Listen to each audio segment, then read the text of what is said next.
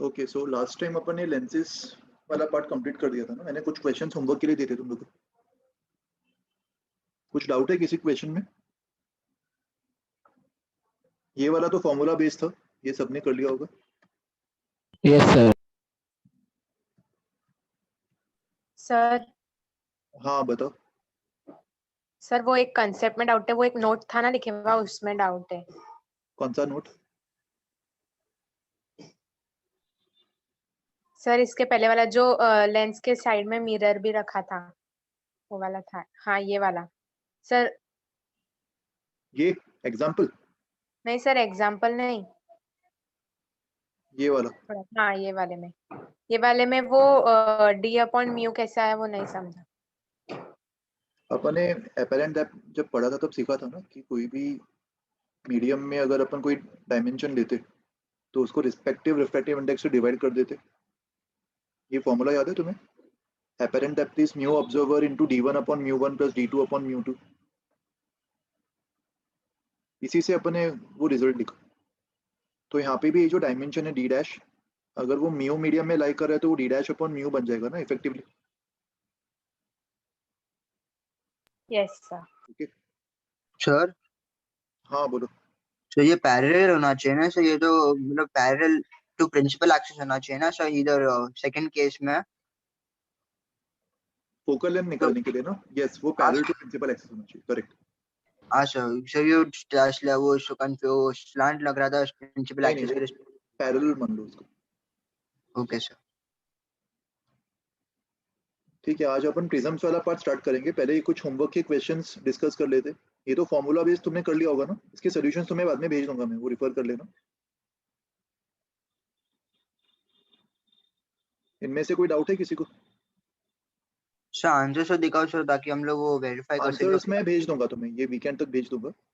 जब मैं combined notes भेजूंगा ना तो आंसर्स विद सॉल्यूशंस वो सब दे दूंगा, तो बाद में ओके सर। वेरीफाई कर लेना। ठीक है, देखो इस वाले क्वेश्चन के लिए तुम्हें लेंस के लिए वो फॉर्मूला अप्लाई करना पड़ेगा जहाँ पे दोनों साइड पे मीडियम अलग है। तो इसका मीडियम अगर मैं n1 मान लूँ और इसका n2 और लेंस का nl, तो पहले केस में स्फीयरिकल रिफ्लेक्शन जब हम अप्लाई करेंगे nl upon v1 minus n1 upon u equals to nl minus n1 upon r1। और वैसे ही सेकेंड रिफ्रैक्शन के लिए n2 upon v minus nl upon v1 equals to n2 minus nl upon r2। याद है ये derivation? सबको दोनों को ऐड कर दो, यस सर। वाला टर्म गायब हो जाएगा और अपन को मिलेगा n2 by v minus n1 by u equals to nl minus n1 by r1 minus nl minus n2 by r2। तो सबसे पहले क्या होगा? सबसे पहले अपन u को माइनस 0.9 डाल देंगे इस फॉर्मूला में। n2 को क्या डालेंगे? n2 को 4/3, n1 को 1 और nl तो पता ही है अपन को, nl भी 3/2 दिया हुआ है। इसको सॉल्व करके v निकाल लेंगे और ये जो v होगा वो किसके लिए ऑब्जेक्ट बन जाएगा? ये लेंस का इमेज है, तो ये अभी मिरर के लिए ऑब्जेक्ट बन जाएगा, ऑब्जेक्ट फॉर मिरर। और प्लेन मिरर में तो तुम्हें इमेज निकालना आता है, तो मिरर का जो इमेज बनेगा वो वापस रिटर्न जर्नी के लिए लेंस के लिए ऑब्जेक्ट बन जाएगा।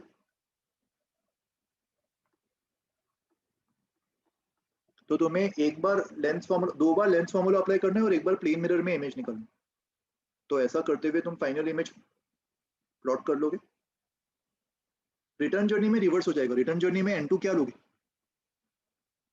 रिटर्न जर्नी में n2 1 हो जाएगा, n1 4/3 हो जाएगा, राइट। और लेफ्ट वाला जो डायरेक्शन है उसको पॉजिटिव लेंगे। सॉल्व कर लोगे ना ये सब लोग इस लॉजिक से? ओके सर एक बार वापस बता सकते हैं? देख मैं इसको सॉल्व करके दिखा देता हूँ। फर्स्ट केस में जब मैं ये फॉर्मूला अप्लाई करूंगा, ये फॉर्मूला समझ में आया? अच्छा कौन सा वाला फॉर्मूला है ये? इस लेंस के अगर दोनों साइड पे मीडियम अलग अलग हुआ तब अपन ये वाला फॉर्मूला यूज करेंगे।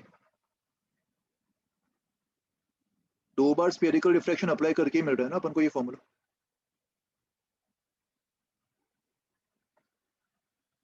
हाँ सर। ये स्फेरिकल रिफ्रैक्शन का फॉर्मूला अप्लाई किया एक बार फर्स्ट सरफेस पे और ये सेकंड सरफेस पे, दोनों को ऐड करने पर ये मिल जाएगा। तो ये फॉर्मूला तुम्हें यूज करना होगा। सबसे पहले u को -0 ले लो, 0.9 ऑब्जेक्ट डिस्टेंस, n2 n1 और nl पता है, और v निकाल लो। जो भी v मिलेगा वो इस मिरर के लिए ऑब्जेक्ट बन जाएगा, और उसके करस्पॉन्डिंग इस मिरर में जो इमेज बनेगा वो निकाल लो, और इस मिरर का जो इमेज होगा वो वापस रिटर्न जर्नी के लिए इस लेंस के लिए ऑब्जेक्ट बन जाएगा, और रिटर्न जर्नी के लिए तुम n2 को 1 लोगे और n1 को 4/3 और nl 3/2 ही रहेगा। तो ऐसा 3 बार करने पर तुम्हें फाइनल इमेज मिल जाएगा। समझ में आया अभी मेथड? मैं तुम लोग को नोट्स में सॉल्यूशंस भेज दूंगा ये वीकेंड तक, ठीक है? अभी प्रिज्म्स वाला पार्ट शुरू कर देते। अच्छा देखो, इसमें एक और चीज का ध्यान रखना, मैंने तुम्हें ये सिखाया था जब ऑब्जेक्ट और इमेज कोइंसाइड करते तो मिरर्स के लिए जो ऑब्जेक्ट है वो कहाँ पे लाई करना चाहिए। मिरर्स के लिए जो ऑब्जेक्ट है वो उसके पोल पे उसके सेंटर ऑफ कर्वेचर पे बनना चाहिए। बट इसमें एक और पॉसिबिलिटी होगी, अगर मिरर के लिए ऑब्जेक्ट पोल पे बना तो भी चलेगा। तो 2 आंसर्स पॉसिबल हो सकते हैं इसके लिए। फर्स्ट वाला डायग्राम तो यहाँ पे बनाया हुआ है, ये सेंटर ऑफ कर्वेचर होगा, एंड सेकेंड पॉसिबिलिटी ये होगी, after passing through the lens जो इमेज है वो मिरर के पोल पे बना देगा, तो इस केस में भी रेज सिमेट्रिकल तरीके से रिफ्लेक्ट होगी और वहीं पे इमेज बना देगी जहाँ पे ऑब्जेक्ट। ओके, तो इसके 2 आंसर्स पॉसिबल होंगे,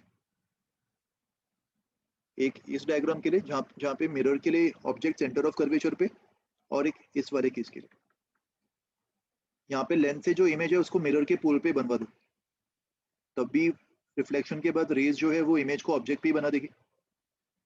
ओके,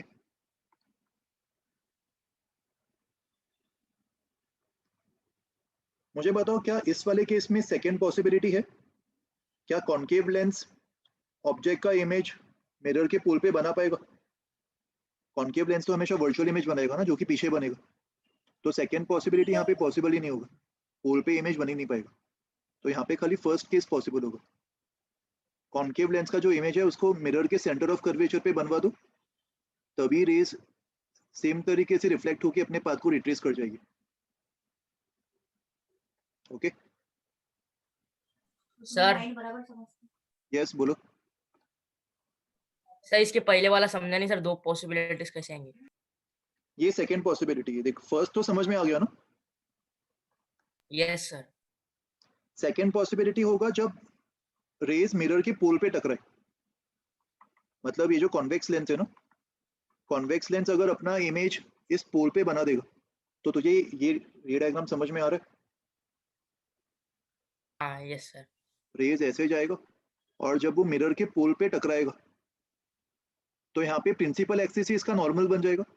एंगल ऑफ इंसिडेंस अगर थीटा है तो एंगल ऑफ रिफ्लेक्शन भी थीटा बन जाएगा।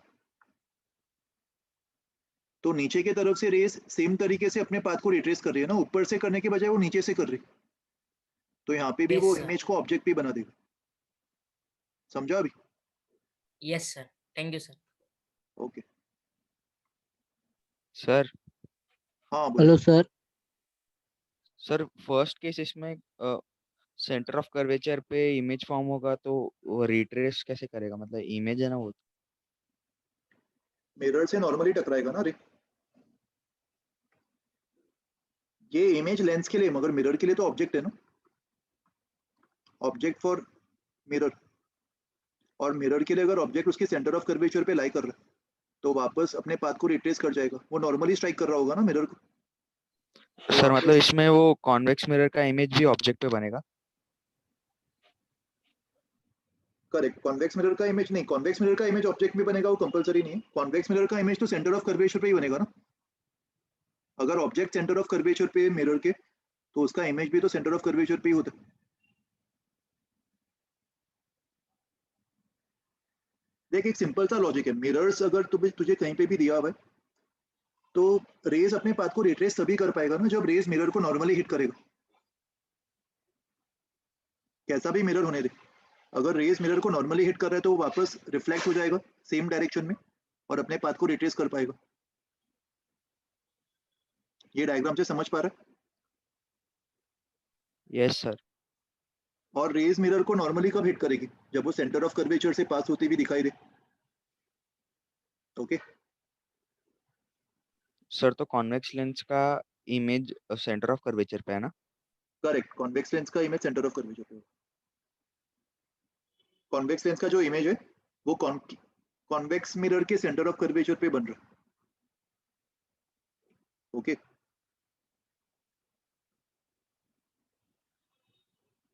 किसी को डाउट सर है रियल इमेज है ना? कॉन्वेक्स लेंस के लिए रियल इमेज होता, लेकिन बीच में मिरर आ गया तो वो बन नहीं पाया, तो मिरर के लिए वो वर्चुअल ऑब्जेक्ट बन जाएगा। Okay sir. ये ट्राई किया सबने क्वेश्चंस? एक बार ट्राई करो खुद से, मैं सॉल्यूशंस भेज दूंगा बाद में। अभी सर अपन अगर प्रिज्म्स डाउट रहेगा तो डाउट लेक्चर में पूछ सकते हैं ना? डाउट लेक्चर में पूछ लेना, चलेगा।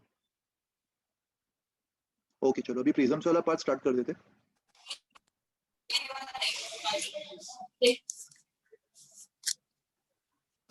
हेमंत हेमंत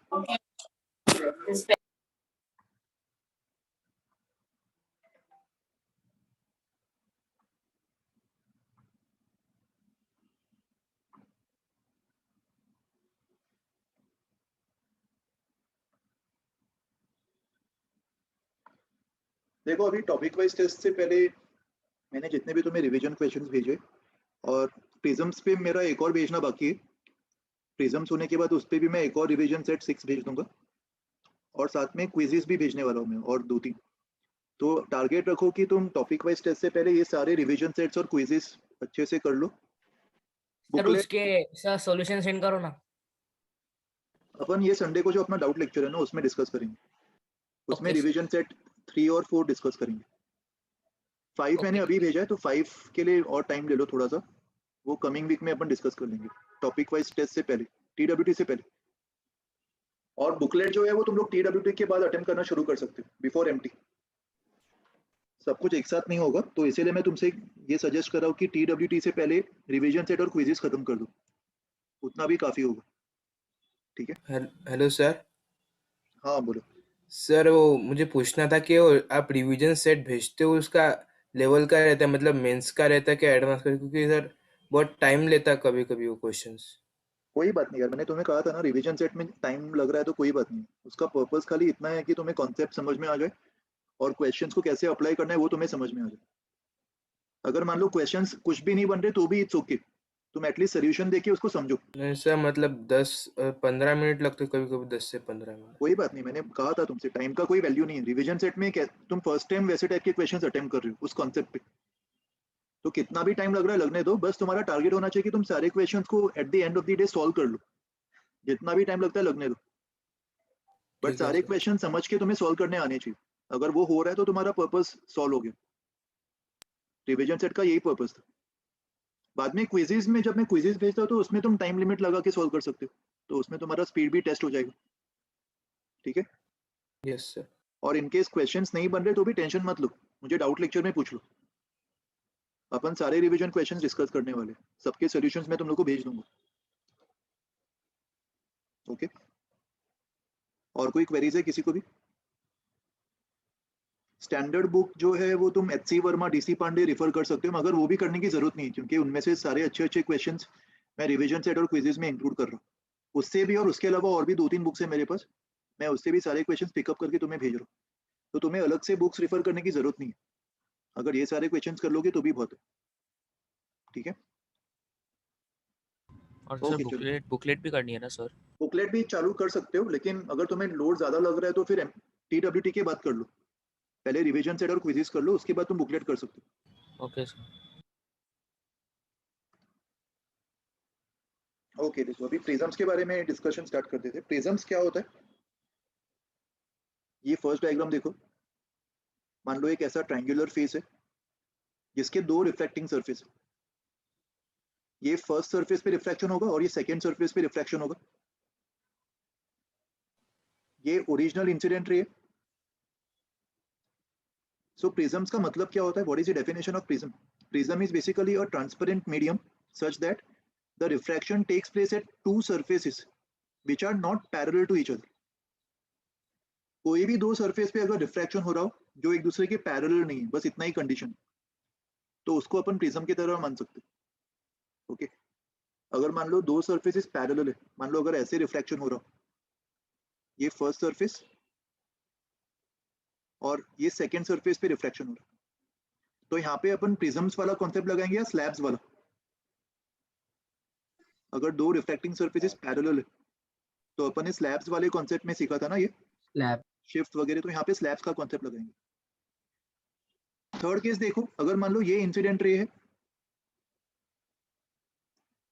पहला रिफ्रैक्शन यहाँ पे हो रहा है एंड दूसरा रिफ्रैक्शन यहाँ पे हो रहा है, ये सेकेंड रिफ्रैक्शन, तो भले ये डायग्राम में दिखने से स्लैब की तरह दिख रहा है, मगर जो भी दो सरफेस पे रिफ्रैक्शन हो रहा है वो एक दूसरे के Prism. पैरेलल है कि non parallel?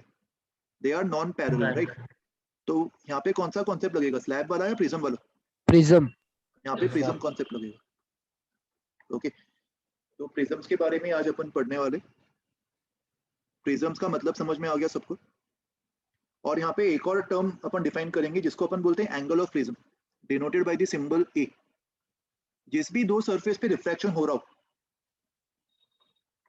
First and second, देखो तुम्हें कंफ्यूज करने के लिए कभी कभी तुम्हें डायग्राम ऐसे तोड़ा हुआ भी दे सकते, पूरा ट्रायंगल नहीं बनाया, ऐसे टूटा हुआ डायग्राम दे दी, तो भी फर्क नहीं पड़ेगा, तुम खुद से कंस्ट्रक्शन करके उस डायग्राम को कंप्लीट कर सकते हो।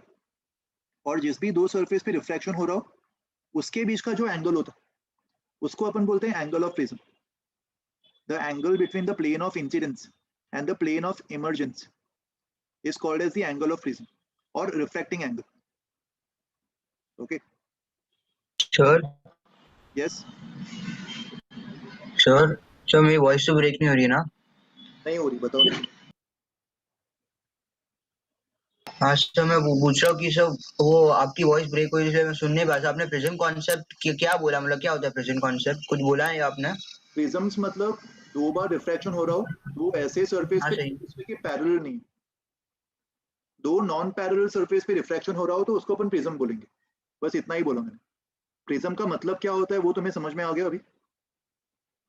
दो ऐसे हाँ, ये सरफेस पे सही। रिफ्रैक्शन होना जो एक दूसरे के पैरेलल नहीं, अगर एक दूसरे के पैरेलल हुए तो उसको अपन क्या बोलेंगे, उसको अपन स्लैब बोलेंगे। ओके, यस सर, सर इतना समझ में आ गया सर। ओके ठीक है। सर हाँ यश बोलो। सर अगर इस लैब में ऐसा हो, एक सेकेंड रुको, ठीक है? तो कभी भी अगर दो नॉन पैरेलल सरफेस से रिफ्रैक्शन हो रहा हो तो प्रिज्म्स बोलेंगे उसको।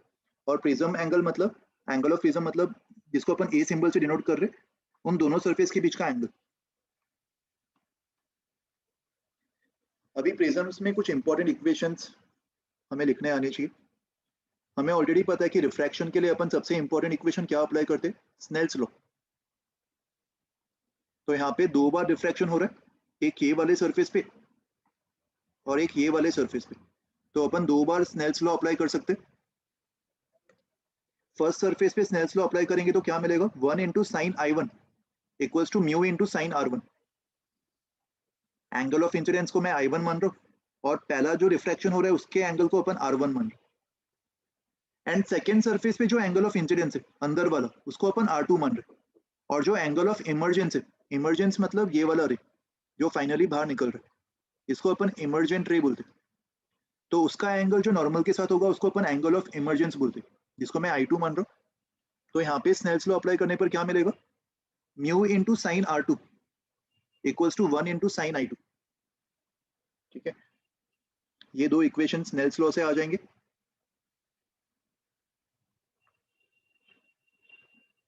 अभी थर्ड इक्वेशन देखो।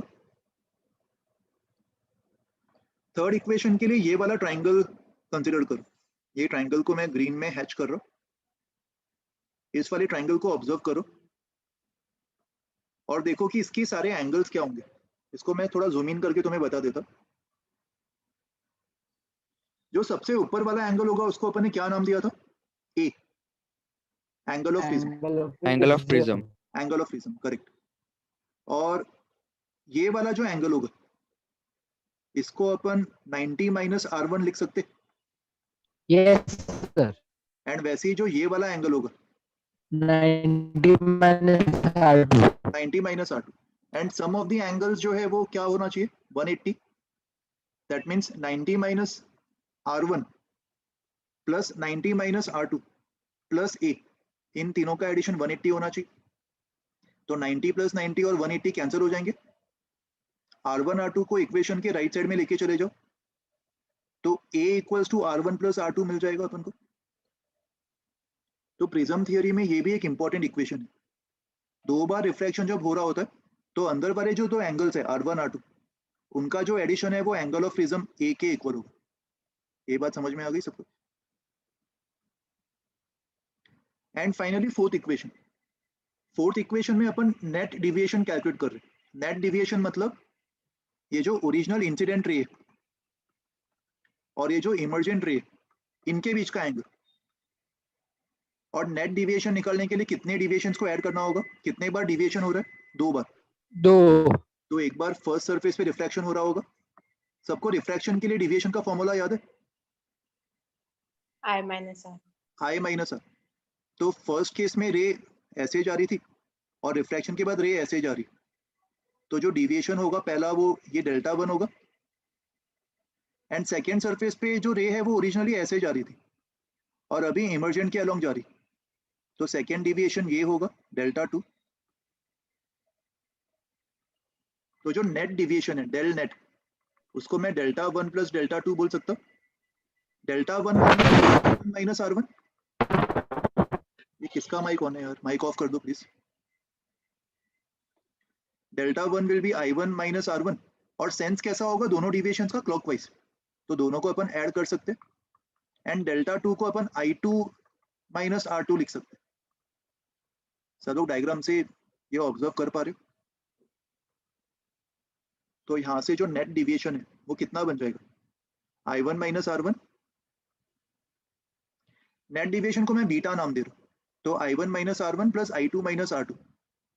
इसको सिंप्लीफाई कर लेते. I1 प्लस I2 को एक साथ क्लब कर दो and minus of R1 plus R2 को एक साथ क्लब कर दो. और थर्ड इक्वेशन से अपन को पता है R1 प्लस R2 A के इक्वल होगा. तो net deviation will be I1 plus I2 minus A. ये फोर्थ इंपॉर्टेंट इक्वेशन.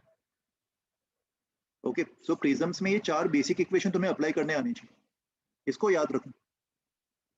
पहला 2 इक्वेशन तो स्नेल्स लॉ है एंड थर्ड इक्वेशन ज्योमेट्री पे बेस्ड है. R1 plus R2 equals to A and fourth equation is for angle of deviation. सबको समझ में आ गया ये? सर बोलो.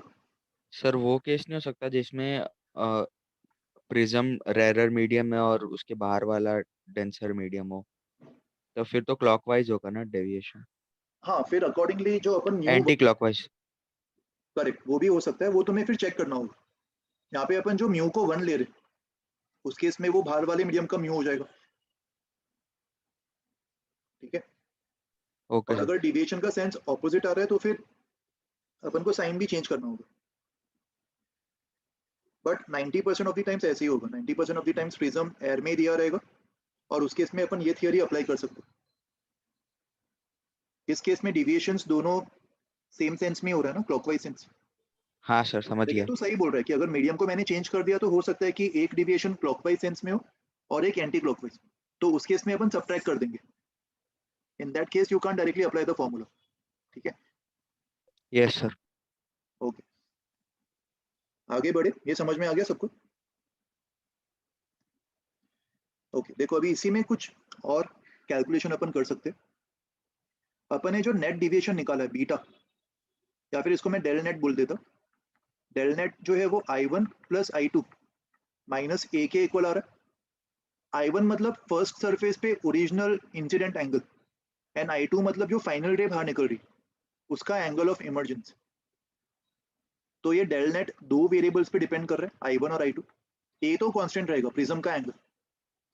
तो अपन स्नेल्स लॉ अप्लाई करके I2 को I1 के टर्म्स में एक्सप्रेस कर सकते हैं. सबसे पहले मैं सेकेंड इक्वेशन की मदद ले रहा हूँ. सेकेंड इक्वेशन से मुझे बताओ I2 को मैं क्या लिख सकता हूँ? Sign inverse of Sin inverse. Mu sine R2. Second Yes, sir. Equation से ये लिख सकता हूँ मैं I2 को. एंड मुझे पता है कि थर्ड इक्वेशन से R2 जो होगा, R2 will be A minus R1, right. And again first equation से साइन ऑफ R1 जो है वो sign of I1 upon mu बन जाएगा। तो R1 को मैं sign inverse of sine I1 upon mu लिख सकता हूं।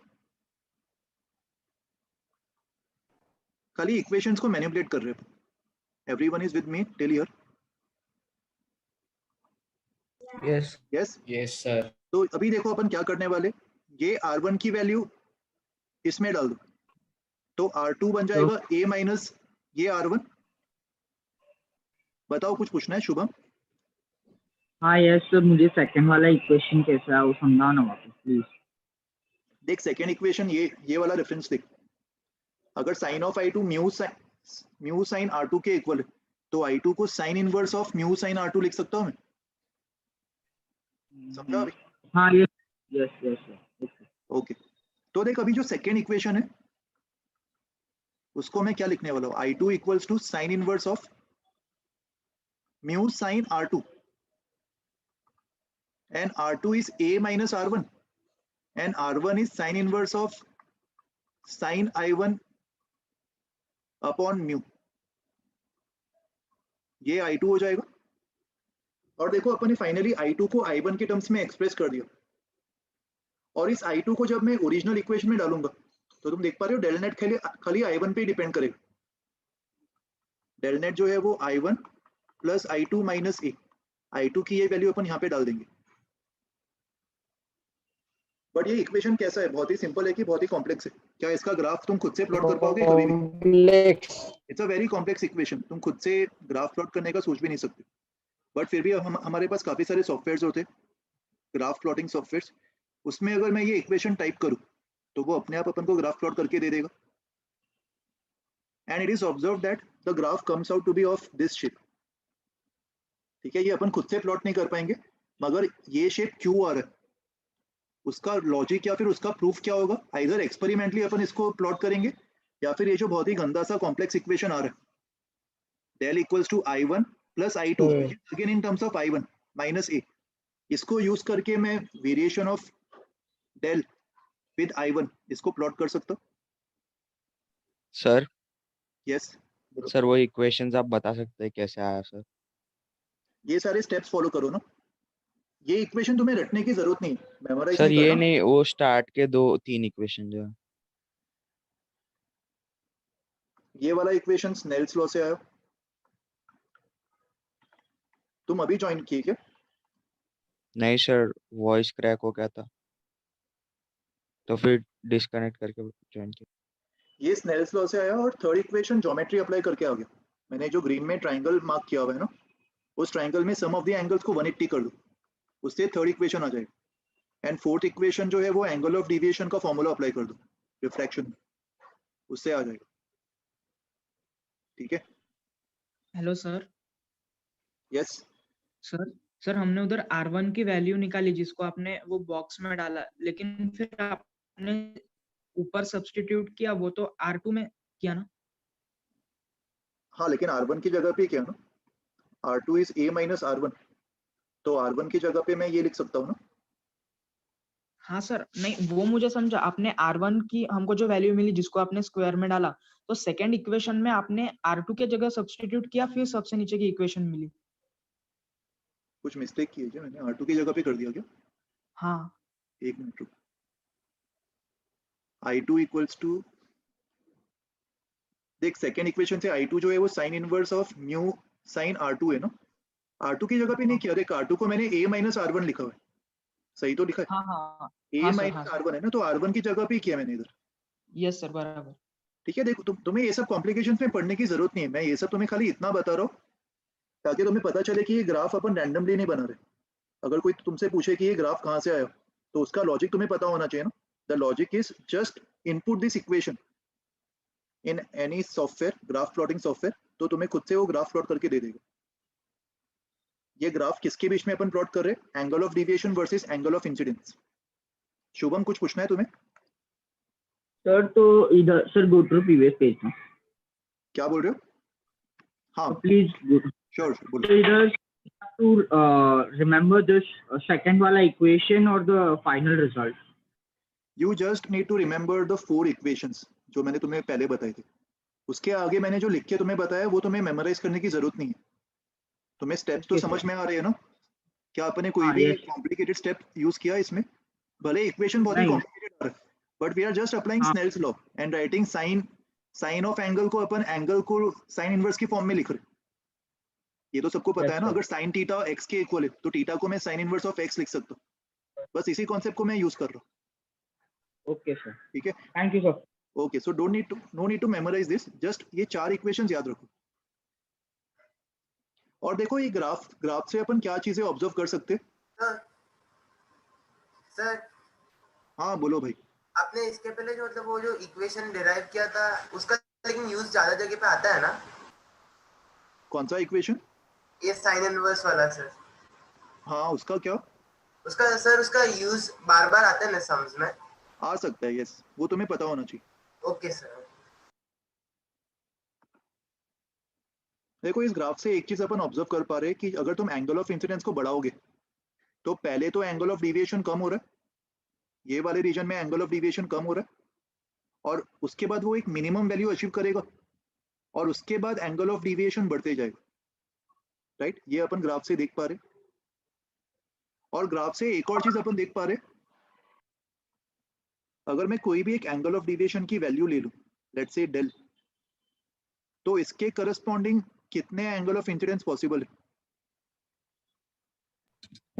2. दो एंगल ऑफ इंसिडेंस पॉसिबल है. Let's call this I1 and I2.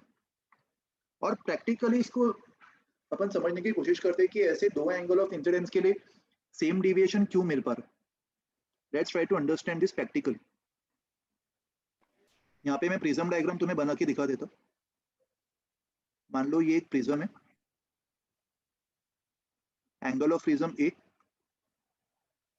और ये इंसिडेंट रे है. इसका एंगल ऑफ इंसिडेंस I1 मान लो.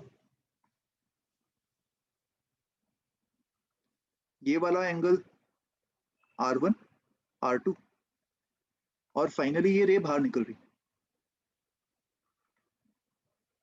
I2 एंगल पे. मतलब जो रे I1 एंगल पे इंसिडेंट थी वो फाइनली I2 एंगल पे बाहर निकल गई. और डिविएशन का अपन ने फॉर्मूला क्या देखा था? I1 प्लस I2 माइनस ए. अगर मान लो सेकेंड केस में मैं सेम प्रिज्म ले रहा हूं,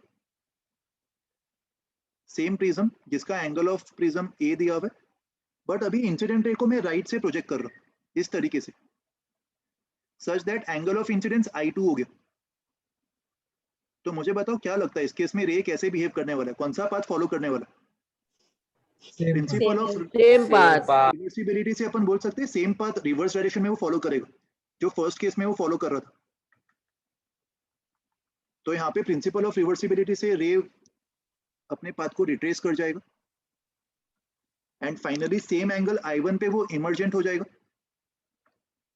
Yes, sir. तो इससे अपन बोल सकते हैं कि अगर एंगल ऑफ इंसिडेंस I1 है और एंगल ऑफ इमर्जेंस I2 है, और सेकंड केस में अगर मैंने एंगल ऑफ इंसिडेंस को I2 कर दिया तो एंगल ऑफ इमर्जेंस क्या बन जाएगा? I1. ये अपन बोल सकते हैं प्रिंसिपल ऑफ रिवर्सिबिलिटी से. एंड दैट्स द रीजन दोनों केस में डिविएशन सेम आएगा कि अलग आएगा? दोनों केस में डिविएशन Same. सेंस ऑपोजिट हो जाएगा. जो डिविएशन यहाँ पे क्लॉकवाइज सेंस में आ रहा है वही डिविएशन यहाँ पे एंटी क्लॉकवाइज सेंस में आ रहा होगा.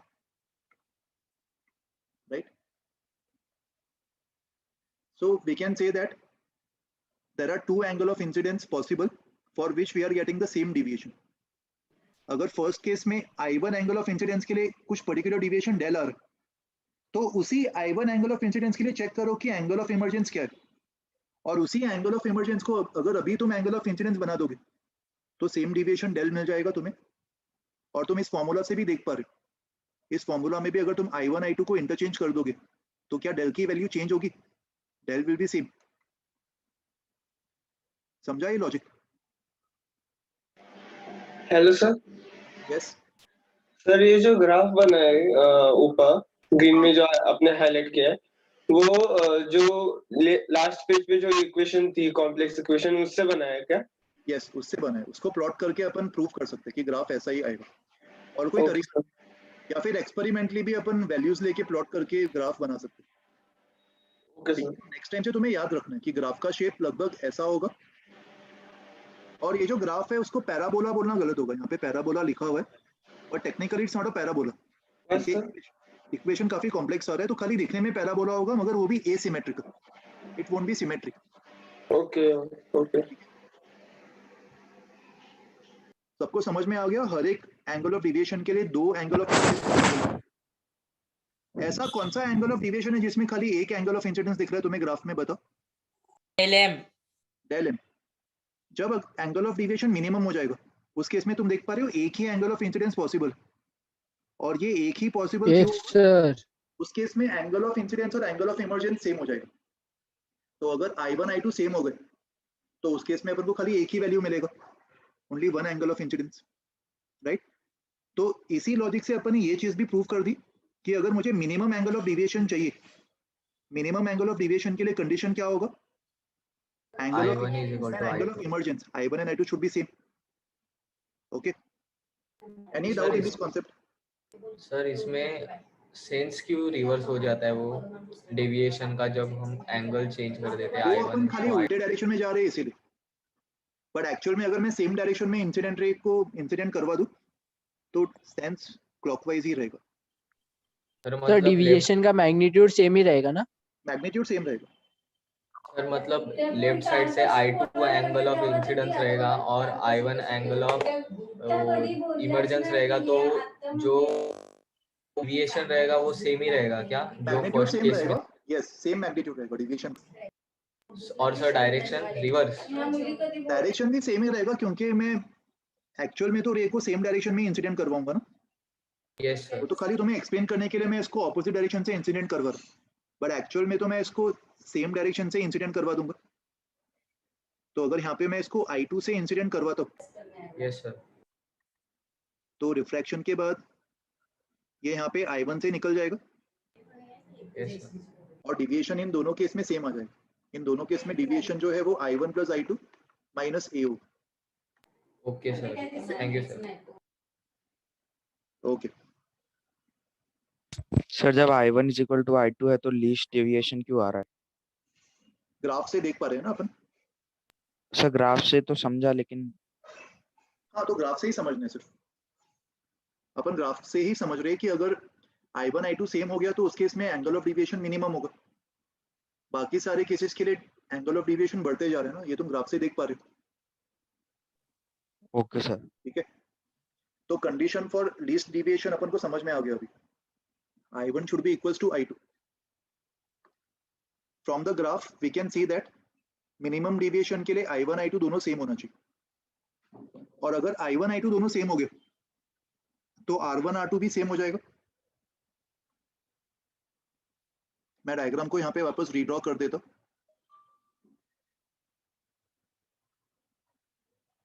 ये I1, ये R1, R2 and I2। Snell's law से अपन ने क्या लिखा था? 1 into sine I1 equals to mu into sine R1 and mu into sine R2 is 1 into sine I2। ये दो इक्वेशंस अपन ने लिखे थे स्नेल्स लॉ से। तो यहाँ पे तुम देख पा रहे हो कि अगर I1 I2 सेम हो गया तो R1 R2 भी सेम हो जाएगा, और हमें ये भी पता है कि R1 प्लस R2 A के इक्वल होता है, और अगर R1 R2 सेम हो गया तो R1 R2 दोनों A/2 के इक्वल हो जाएंगे, राइट? तो इस केस में अगर मैं डिविएशन वाला फॉर्मूला अप्लाई कर दूं, डिविएशन का फॉर्मूला अपन ने देखा था I1 plus I2 minus A, but यहाँ पे I1 I2 दोनों I के इक्वल है, तो minimum deviation will become 2I minus A। इस इक्वेशन को मैनिपुलेट करके मैं I को del minimum plus A upon 2 लिख सकता हूँ, राइट? और स्नेल्स लॉ को यूज करके तुम देख पा रहे हो म्यू की value sine I upon sine R के इक्वल होगी। I1 I2 मैटर नहीं करता क्योंकि दोनों सेम है, और R1 R2 भी मैटर नहीं करता, उन दोनों को मैं R बोल रहा हूँ। तो अगर mu sign I upon sine R के इक्वल है तो आई की वैल्यू डाल दो। आई को अपन ने a plus del mean upon 2 लिखा था और r को a/2 लिखा था। तो ये एक बहुत ही इंपॉर्टेंट इक्वेशन अपन को मिल जाएगा based on the concept of minimum deviation. और इस इक्वेशन को अपन इस फॉर्मेट में क्यों लिख रहे, क्योंकि यहाँ पे एक एक्सपेरिमेंट परफॉर्म किया जाता है और उस एक्सपेरिमेंट में अपन को प्रिज्म के मटेरियल का रिफ्रैक्टिव इंडेक्स निकालना होता है। तो अगर मान लो तुम्हें प्रिज्म का एंगल ए पता हो और एक्सपेरिमेंट परफॉर्म करके अगर तुम ग्राफ से डेल मिनिमम निकाल लो, तो ए और डेल मिनिमम पता करके तुम प्रिज्म का रिफ्रैक्टिव इंडेक्स भी निकाल सकते हो यूजिंग दिस फॉर्मूला, राइट। तो ये वाला फॉर्मूला इंपॉर्टेंट है, इसको मेमोराइज कर लो। For minimum angle of deviation del min, mu can be written as sine of a plus del mean upon 2 upon sine of a/2। ठीक है, समझ में आ गया सबको ये थियरी? सर डेल मीन कैसे निकालेंगे आपने बोला? डेल मीन एक्सपेरिमेंटली ग्राफ को प्लॉट कर सकते हैं अपन, और ग्राफ का जो भी बॉटम मोस्ट पॉइंट होगा उसको अपन डेल मीन मार्क कर देंगे। एक्सपेरिमेंटली मतलब एक एक्सपेरिमेंटल सेटअप होता है जिसमें अपन अलग अलग आई के वैल्यूज के लिए डेल कैलकुलेट कर सकते हैं। सर तो क्वेश्चंस में दिया रहेगा क्या डेल मीन का वैल्यू? क्वेश्चंस में दिया रहेगा। Okay sir. या तो डेल मीन दिया रहेगा या फिर म्यू दिया रहेगा और पूछेंगे डेल मीन निकालो, तो इस फॉर्मूला के अकॉर्डिंग जो जो चीजें रिक्वायर्ड है वो दिया रहेगा। Okay sir. ओके, ये एक और नोट ध्यान में रखना कि अगर R1 R2 सेम हो गया तो बीच वाली जो रे प्रिज्म के अंदर ये हॉरिजॉन्टल होना कंपलसरी नहीं है। ये हॉरिजॉन्टल तभी होगा या फिर बेस के पैरेलल तभी होगा जब प्रिज्म आइसोसेलेस हो। ठीक है, तो खुद से अज्यूम मत करना उसको बेस के पैरेलल।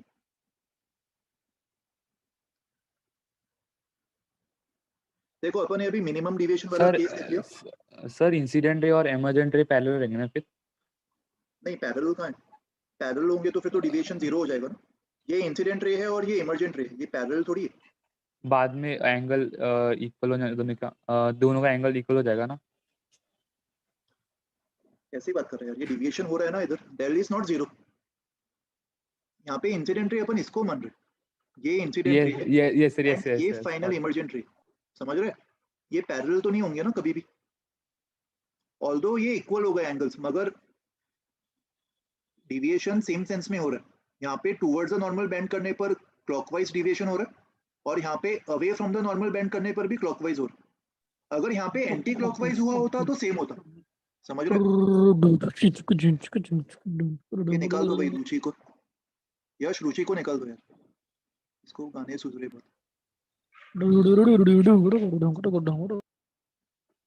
ओके, ये समझ में आ गया जिसका भी डाउट था? सर मैंने रिमूव भी कर दिया उसको। ठीक है कोई बात नहीं। ठीक है, तो अगर डिविएशन का सेंस क्लॉकवाइज एंटी क्लॉकवाइज ऐसा होता तो फिर नेट डिविएशन 0 आता और उस केस में इंसिडेंट और इमर्जेंट रे पैरेलल हो जाते। बट यहाँ पे डिविएशन दोनों क्लॉकवाइज है तो डिविएशन 0 नहीं होगा। ठीक है, प्रसुख कुछ बोलना है तुम्हें? Okay, now let's see the concept for maximum deviation. देखो मैक्सिमम डिविएशन के लिए कंडीशन होगा that I1 should be equals to 90 degrees. यहाँ पे अपन देख पा रहे del is I1 plus I2 minus A, और I1 की मैक्सिमम वैल्यू 90 हो सकती, तो उस केस में डिविएशन मैक्सिमम हो जाएगा। और I1 का 90 होना मतलब इंसिडेंट रे कैसी होगी, ये वाला डायग्राम देखो। I1 का 90 होना मतलब उसको अपन ग्रेजिंग इंसिडेंट रे बोल सकते। और इस केस में एंगल ऑफ रिफ्रैक्शन कैसा होगा ये सीखा है अपन ने ऑलरेडी, क्रिटिकल एंगल याद है सबको? Yes sir. इंसिडेंट एंगल 90 हो गया तो फिर रिफ्रैक्शन एंगल क्रिटिकल एंगल के इक्वल हो जाएगा। फिर यहाँ पे सेकेंड रिफ्रैक्शन और ये फाइनल इमर्जेंट रे, इस तरीके से डायग्राम बन जाएगा, ये फाइनल इमर्जेंट रे। तो स्नेल्स लॉ अप्लाई करके तुम सॉल्व कर सकते हो। First time Snell's law apply करो तो R1 थीटा सी के इक्वल आ जाएगा, और R2 को मैं a माइनस R1 मतलब a माइनस थीटा सी लिख सकता हूँ। एंड सेकेंड सरफेस पे भी स्नेल्स लॉ अप्लाई कर दो तो उससे तुम्हें I2 मिल जाएगा, और I2 मिल गया उसके बाद डेल को अपन I1 plus I2 minus a लिख सकते। अगेन यहाँ पे मेमोराइज करने की जरूरत नहीं, ये अलग से तुम्हें ऑलरेडी स्टेप्स पता है, उसको अपन फॉलो करके आंसर निकाल सकते हैं। मुझे बताओ सेम एंगल ऑफ डिविएशन कब मिलेगा अपन को? जब I1 90 होने के बजाय I2 90 हो जाए। Yes sir. ये अपन ने ऑलरेडी सीखा है कि अगर मैं I1 I2 को इंटरचेंज कर दूं तब भी अपन को सेम डिविएशन मिलेगा। तो condition for maximum deviation can be both, either I1 is 90 या फिर इमर्जेंट एंगल I2 अगर वो भी 90 हुआ तो भी चलेगा। इस केस में भी अपन को सेम मैक्सिमम डिविएशन मिल जाएगा। ठीक है, एनी डाउट? इन दोनों केस के लिए एंगल ऑफ डिविएशन मैक्सिमम हो, आइदर एट ग्रेजिंग इंसिडेंस और ग्रेजिंग इमर्जेंस। दोनों साथ में नहीं होंगे, दोनों साथ में पॉसिबल नहीं होगा। ओके,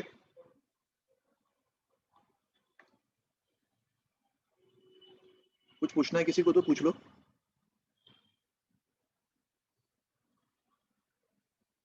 ओके चलो आगे बढ़ते। अगर एंगल ऑफ इंसिडेंस 90 होता है, फॉर्मूला अप्लाई कर दे, Snell's law, 1 into sine 90 equals to mu into sine are.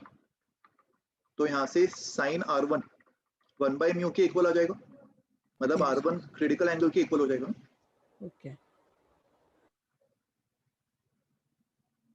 Example देखो, देखो इस एग्जाम्पल में अपन को एंगल ऑफ डिविएशन निकालना है। यहाँ पे I1 दिया हुआ है, I1 45, म्यू √2 दिया हुआ है, A 75 गिवन है,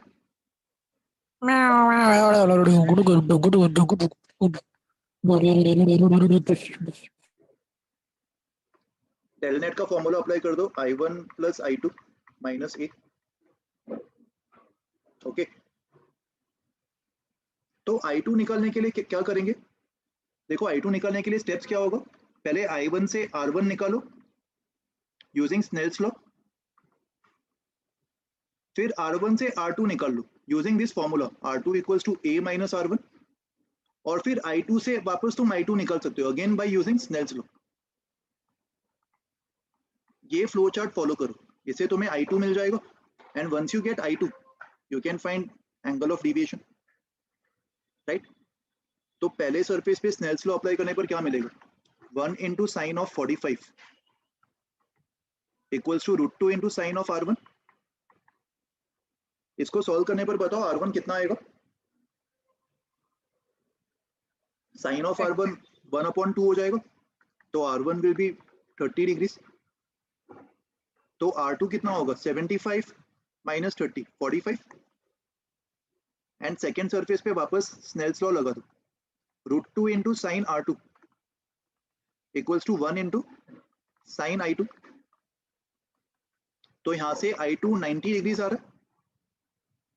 I2 का 90 डिग्रीज होना मतलब ये जो अपन एंगल ऑफ डिविएशन निकाल रहे उसकी क्या स्पेशलिटी होगी? मैक्सिमम मिनिमम, ये मैक्सिमम होगा, करेक्ट। तो 45 प्लस 90 माइनस 75, तो 60 डिग्रीज आ जाएगा इससे आंसर। आसान है ये एग्जांपल, समझ में आ गया सबको? सर अब आप ही एक्सप्लेन कर सकते हैं, मैं डिस्कनेक्ट हो गया था। ये फ्लो चार्ट फॉलो कर लो। कौन बोल रहा है ये? सर मैं। आर्यन, देख फर्स्ट सरफेस पे स्नेल्स लॉ लगा दे, उससे देखो R1 मिल जाएगा। ये फर्स्ट स्टेप, R1 निकालो। सेकेंड स्टेप से R2 निकालो। R2 कैसे निकालो? ये इक्वेशन यूज करके। और R2 निकालने के बाद एक बार वापस स्नेल्स लॉ लगा दो, third step. And finally fourth step में एंगल ऑफ डिविएशन का फॉर्मूला यूज कर लो, ये वाला। हाँ सर समझा। ठीक है, ये सवाल देखो, a prism with angle 60 degrees produces a minimum deviation of 30 degrees. Find the refractive index of the material. तुम्हें सवाल में जहां पे भी मिनिमम डिविएशन दिख जाएगा उसको पढ़ते ही तुम्हें ये फॉर्मूला याद आ जाना चाहिए, mu equals to sine of del mean plus A/2 upon sine of A/2। ये फॉर्मूला तुम डायरेक्टली अप्लाई कर सकते हो, जहाँ पे भी तुम्हें मिनिमम डिविएशन दिखाई दे रहा हो। तो यहाँ पे अपन को म्यू निकालना है। ये तो फॉर्मूला बेस्ड सवाल है, आसान। 30 + 60 / 2 अपॉन 60 / 2, तो इससे आ जाएगा आंसर 90 / 2 45 √2 1/2 √2। √2 आ जाएगा, right? Yes sir, sorry √2। Okay, ये सवाल देखो। A prism has a refracting angle of π/2. It is given that gamma is the angle of minimum deviation. यहाँ पे a π/2 दिया हुआ है एंड गामा को डेल मिन बोल रहे, तो कौन सा फॉर्मूला अप्लाई करेंगे वापस? Mu equals to sine a + gamma upon 2 upon sine a/2। First condition से ये फॉर्मूला तुम्हें अप्लाई करना आना चाहिए। a मतलब 90, तो ये साइन 45 प्लस गामा/2 हो जाएगा अपॉन साइन 45, मतलब डिवाइडेड बाय 1/√2, तो मल्टीप्लाइड बाय √2 हो जाएगा। फर्स्ट कंडीशन से ये इक्वेशन आ रहा है, angle of prism π/2 and gamma is the angle of minimum deviation. इसको यूज करके अपन ने ये वाला इक्वेशन लिख दिया। अभी सेकेंड इंफॉर्मेशन देखो क्या दिया हुआ है सवाल में। Beta is the deviation of the ray entering at grazing incidence 90 degree. मतलब डिविएशन जो है वो बीटा के इक्वल होगा जब I1 कितना हो 90 डिग्री। Yes sir. और I1 90 मतलब R1 कितना होगा? θc। Correct, R1 will B θc। और अगर R1 θc है तो R2 को मैं a - R1 a - θc मतलब 90 - θc लिख सकता हूँ। Yes sir. Yes sir. और इस केस में जो I2 होगा वो स्नेल्स लॉ से निकाल सकते हैं। 1 × sin of I2 equals to mu × sin of R2, Snell's law at second surface. मैंने डायग्राम ड्रॉ नहीं किया, बट तुम विजुअलाइज कर पा रहे हो डायग्राम खुद से? मैं इक्वेशंस कैसे लिख रहा हूँ, किस बेसिस पे लिख रहा हूँ, ये समझ में आ रहा है सबको? Yes sir. डायग्राम ड्रॉ करो ना सर। मैं डायग्राम भी ड्रॉ कर देता हूँ, देख लो। ये प्रिज्म है, ये एंगल एक्चुअली 90 दिया हुआ है। सर 90 वाला कैसे बनेगा सर? ये 90 वाला बन गया ना, a 90 हो गया, मतलब ये वाला एंगल 90। और ग्रेजिंग इंसिडेंस मतलब ये एंगल ऑफ इंसिडेंस 90 होगा। एंगल ऑफ रिफ्रैक्शन θc बन जाएगा।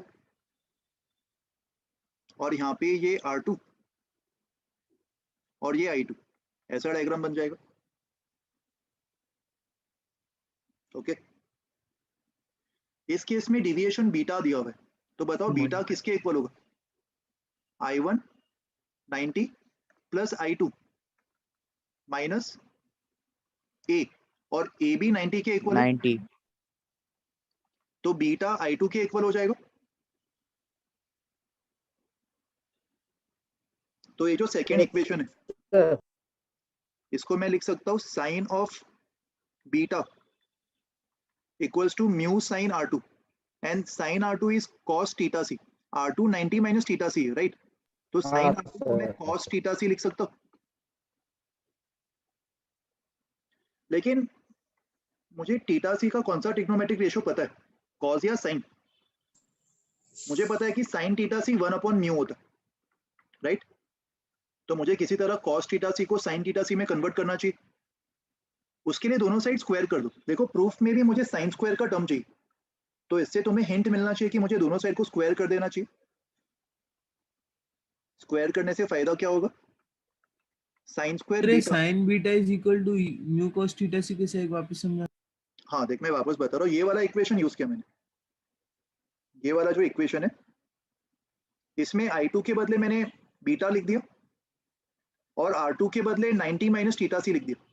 ओके ओके सर, समझ गया। ठीक है, तो sign square beta will become mu square times 1 minus sine square θc, and sine square θc को लिख दो 1/μ स्क्वायर। तो साइन स्क्वायर बीटा जो है वो म्यू स्क्वायर -1 बन जाएगा।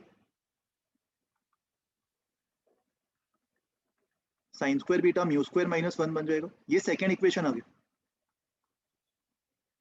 अच्छा अभी फर्स्ट इक्वेशन को क्या करना चाहिए बताओ, एनी सजेशंस? फर्स्ट इक्वेशन को का ब्रैकेट ओपन कर दो, sin a plus b sine a plus B का फॉर्मूला अप्लाई कर दो। तो देखो फर्स्ट इक्वेशन क्या बन जाएगा, mu equals to √2 times sine 45 1/√2 into cos gamma by 2 sine A cos B plus cos A sine B, ये फॉर्मूला पता है ना सबको, plus Yes, cos sir. 45 1/√2 into sine of gamma by 2। तो यहाँ पे √2 वाले टर्म्स कैंसिल हो जाएंगे और अभी इसको स्क्वायर कर दो, क्योंकि सेकेंड इक्वेशन में भी म्यू का स्क्वायर आ रहा है।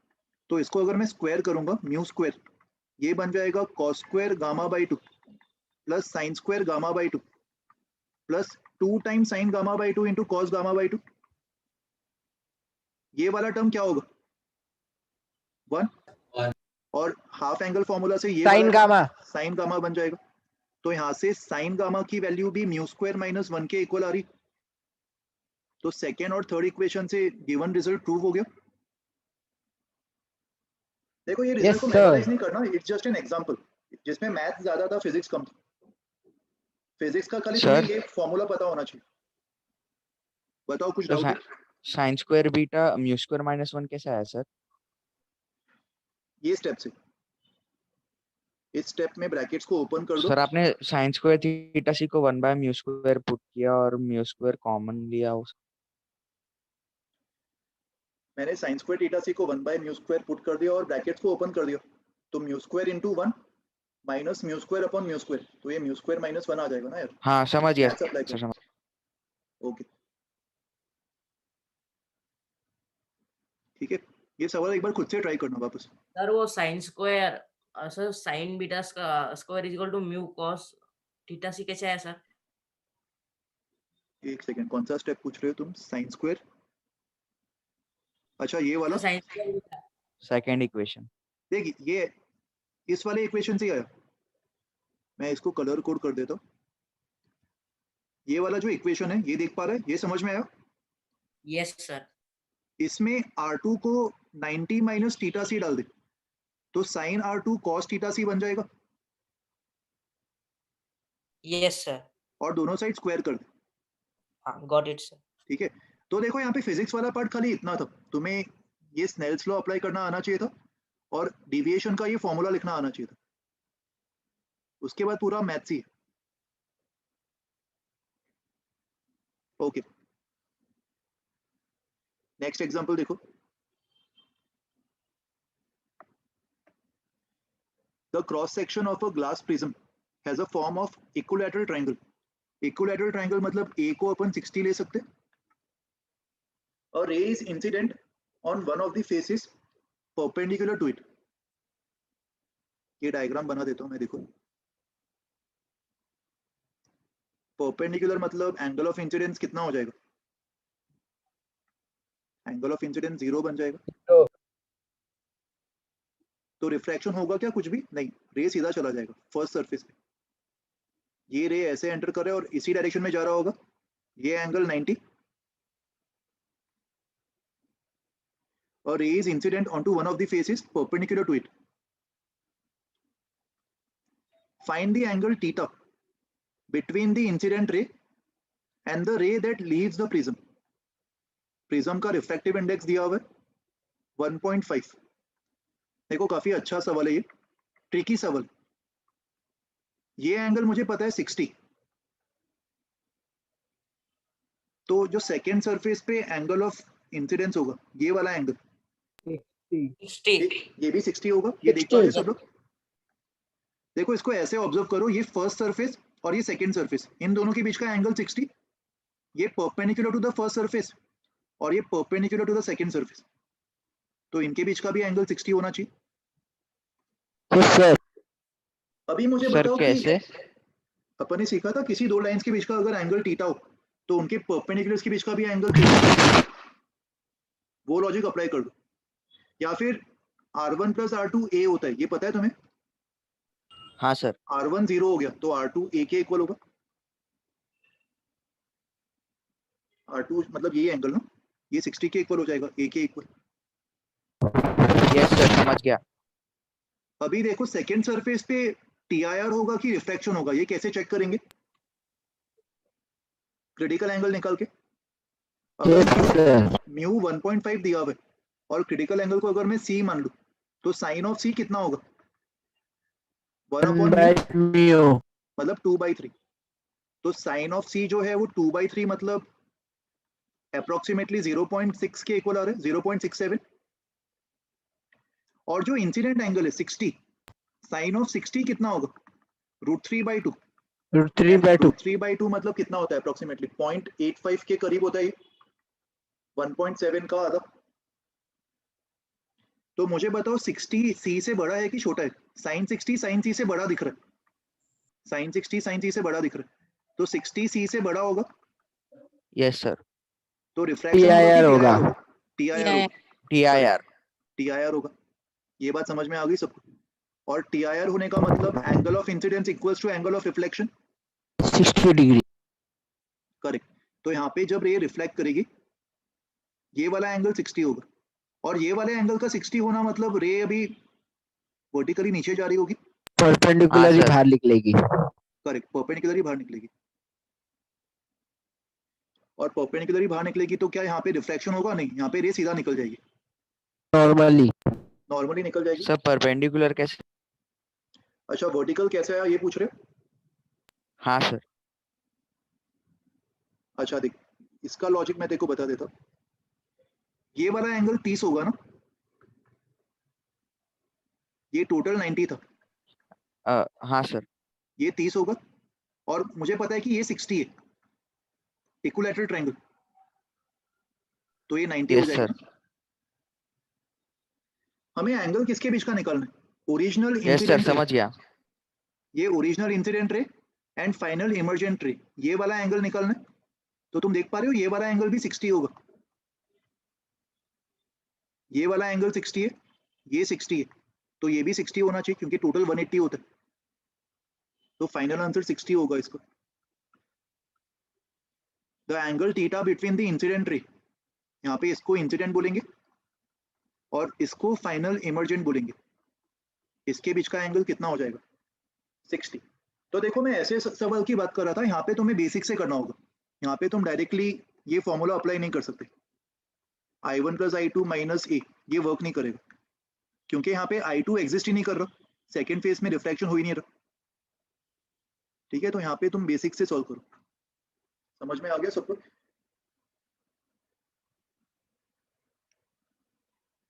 तो मतलब सब मतलब हम लोग का बेसिक अप्रोच यही रहना चाहिए ना कि सबसे पहले वो निकालो क्रिटिकल एंगल और फिर क्वेश्चन को देख के समझ में आ जाएगा। yes, क्रिटिकल एंगल निकालो फिर देख के समझ में आ जाएगा। यस, स्नेल्स लॉ अप्लाई करो और क्रिटिकल एंगल वाला कॉन्सेप्ट लगा दो, बस ये दो चीजें। और अगर तुम्हें सब सही से होता हुआ दिख रहा है, तुम्हें दिख रहा है कि फर्स्ट और सेकंड दोनों में रिफ्लेक्शन हो रहा है, उस पे फिर तुम प्रिज्म थियरी अप्लाई कर सकते हो। ये सारी चीजें जो अपन ने पढ़ी है। ओके, ये एग्जांपल खुद से ट्राई करना।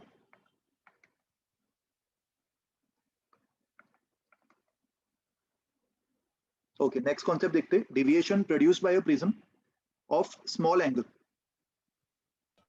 देखो यहाँ पे स्मॉल एंगल और थिन प्रिज्म मान रहा हूँ। Thin prism and small angle मतलब ये सारे जो एंगल्स है A, I1, I2, R1, R2, इन सारे एंगल्स को अपन बहुत ही छोटा मान रहे हैं। और अगर कोई भी एंगल बहुत ही छोटा होता है तो साइन ऑफ द एंगल को अपन एंगल के इक्वल लिख सकते हैं। Yes sir. तो बस ये अप्रोक्सीमेशन अप्लाई करना। If A is very small, R1, R2 will also be very small. R1, R2 को अपन A के इक्वल लिख रहे, तो स्नेल्स लॉ अप्लाई करने पर क्या मिलेगा? फर्स्ट सरफेस पे स्नेल्स लॉ लगाएंगे तो 1 sin I1 equals to mu sin R1, तो I1 म्यू R1 के इक्वल हो जाएगा। एंड सेकेंड सरफेस पे स्नेल्स लॉ लगाने पर, मैं डायग्राम बना देता हूँ इधर। थिन प्रिज्म्स मतलब बहुत ही छोटे एंगल्स, 5 डिग्री 4 डिग्री ऐसे।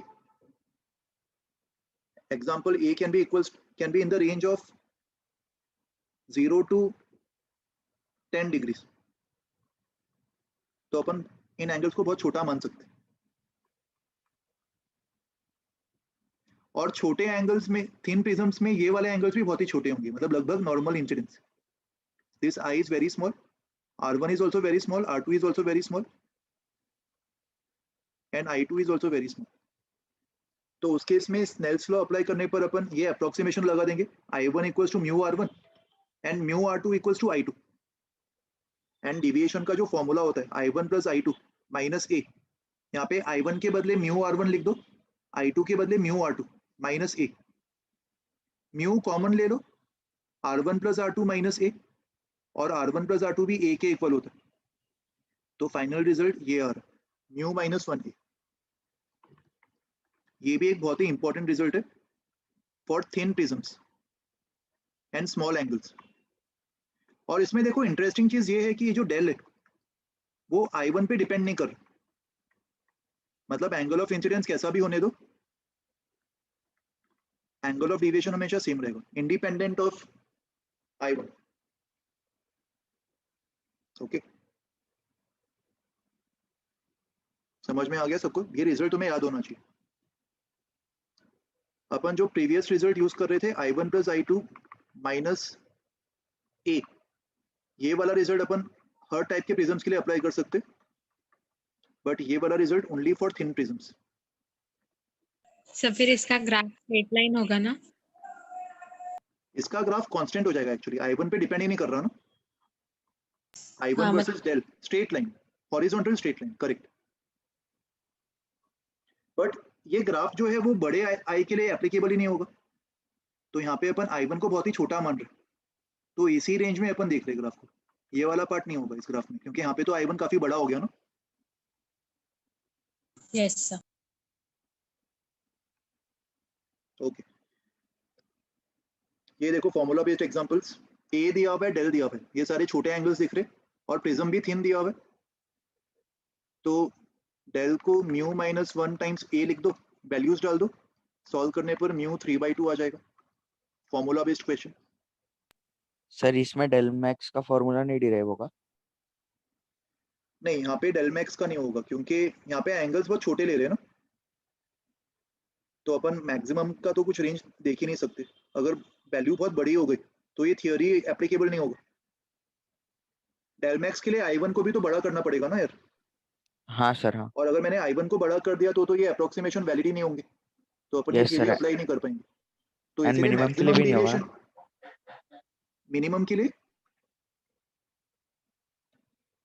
मिनिमम के लिए भी कुछ ऐसा है नहीं थियोरी इसके लिए, क्योंकि इसके लिए तो डिविएशन कांस्टेंट आ रहा है ना. इस रेंज के लिए कांस्टेंट के लिए तो अपन मैक्सिमम मिनिमम कुछ डिफाइन कर ही नहीं पाएंगे. Yes sir, yes. ठीक है, तो यहाँ पे मैक्सिमम मिनिमम की बात करने की जरूरत नहीं. मैक्सिमम मिनिमम अपन खाली प्रीवियस केस के लिए अप्लाई करेंगे, जहाँ पे एंगल्स कंपेरेबल हो, स्मॉल ना हो.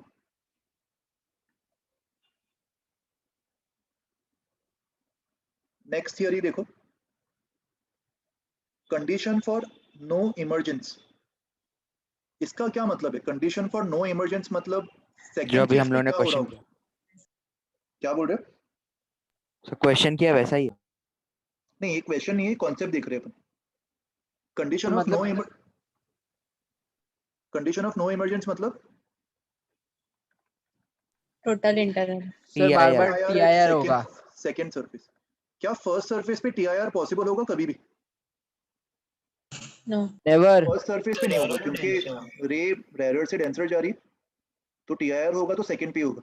तो यहाँ पे अपन एक ऐसा कंडीशन डिराइव करने की कोशिश कर रहे जिससे रे कैसा भी होने दो, for all the incident rays second surface पे हमेशा डेफिनेटली TIR ही होना चाहिए.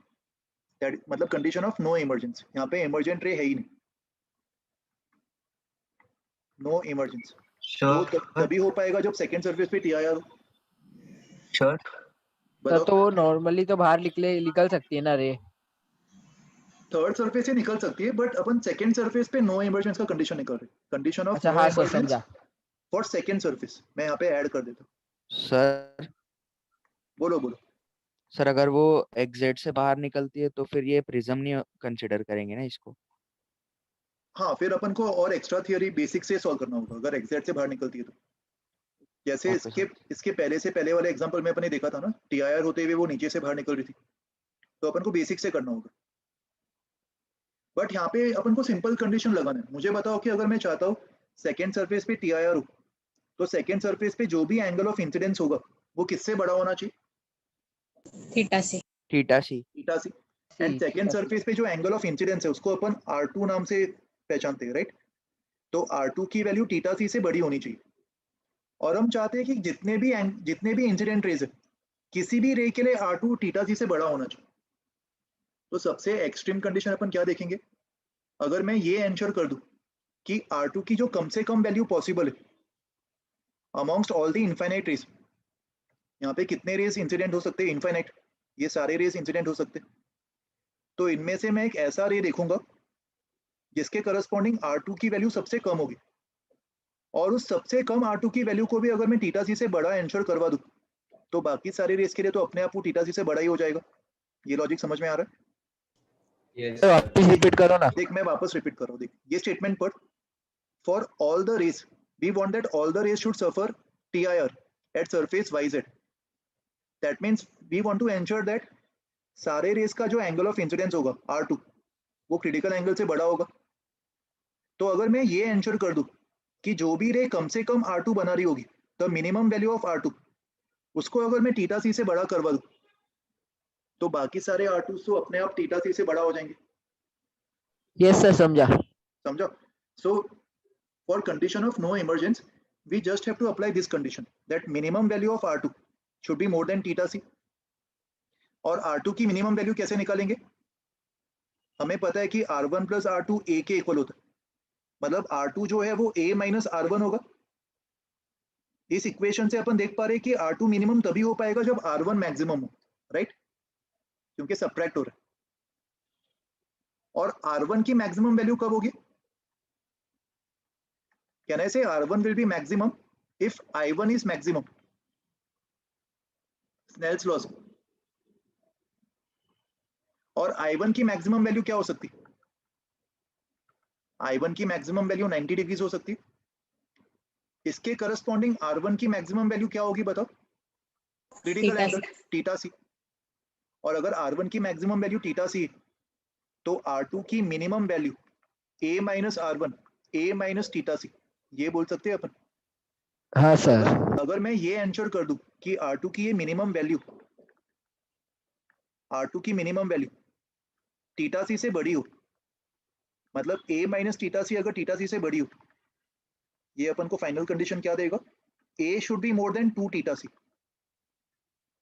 That means this is the condition for no emergence. तो अगर तुम्हें सवाल में जब भी A की वैल्यू, A मतलब angle of prism and theta c मतलब क्रिटिकल एंगल, तो अगर angle of prism critical angle के डबल से भी बड़ा हो गया तो क्या सेकेंड सरफेस पे कभी भी रिफ्रैक्शन हो पाएगा? नहीं, सेकेंड सरफेस पे हमेशा TIR होगा। कैसा भी इंसिडेंट रे होने दो, डेफिनेटली सेकेंड सरफेस पे TIR होगा। ये लॉजिक समझा सबको?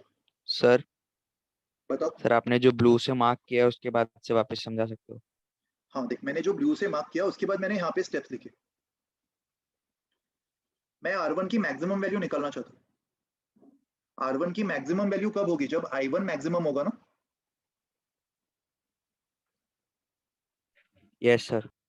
ये सरफेस है, और जब I1 मैक्सिमम होगा जो कि 90 हो सकता है, तो इसके करस्पॉन्डिंग जो R1 है उसकी मैक्सिमम वैल्यू थीटा सी मिल जाएगी।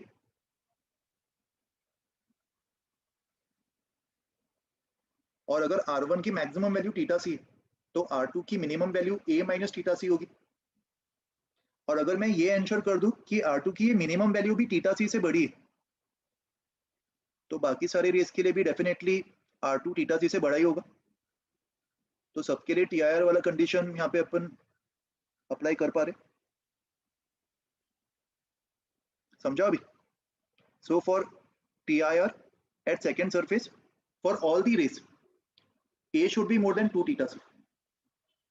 अगर ये कंडीशन सेटिस्फाई हो रही है तो सेकेंड सरफेस पे कभी भी रिफ्रैक्शन नहीं होगा, सेकेंड सरफेस पे डेफिनेटली TIR होगा। ठीक है? फिर TIR होने के बाद कैसे अप्रोच करना है वो अपन ऑलरेडी एग्जांपल में देख चुके। लॉज ऑफ रिफ्लेक्शन लगा दो, ज्योमेट्री अप्लाई कर दो, और जो भी पूछा है वो फिर तुम निकाल सकते। इसका ऑपोजिट कंडीशन क्या होगा? यहाँ पे मैंने ये एंश्योर किया है कि सेकेंड सरफेस पे डेफिनेटली TIR हो।